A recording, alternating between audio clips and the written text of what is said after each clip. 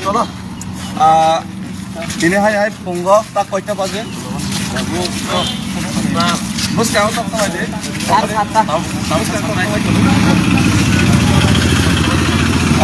ini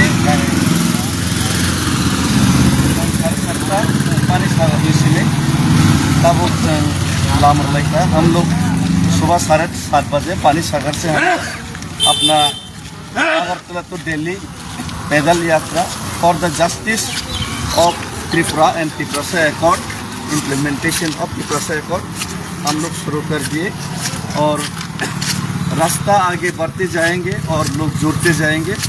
ऐसे ही हम लोग का मंजिल आगे और भी हम लोग अपना छोटा छोटा स्टेप से आगे बढ़ते जाएंगे अपने मंजिल की तरफ। और आज हम लोग नौगांव में हम लोग रहेंगे। नौगांव का हमारा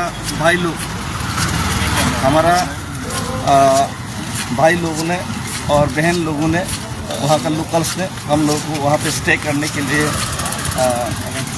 अरेंज किया और रिक्वेस्ट किया है। तो हम लोग आज नौगांव में ही रुकेंगे। उसके बाद दूसरे दिन हम लोग चुराईबारी नौगांव से चुराईबारी क्रॉस करेंगे।